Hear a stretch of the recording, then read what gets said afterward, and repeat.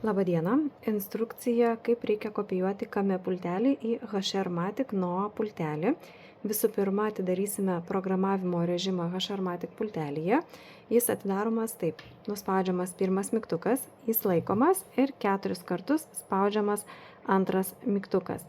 LED pradeda mirksėti raudonai kas kelias sekundės, tuomet kopijuosime kodą iš veikiančio pultelio. Demonstruoju. Atidaromas programavimo režimas, nuspaudžiu 1, 2, 3, 4. LED pradeda mirksėti kas kelias sekundės, pastatau arčiau šiek tiek pultelius ir spaudžiu veikiantį pultelio mygtuką. Jeigu pastebėjote, LEDas nustojo mirksėti, jis užsidegė pastovia šviesa ir vėl po kurio laiko pradėjo mirksėti, reikia paspausti pultelio mygtuką, kuris yra veikiantis dar kartelį.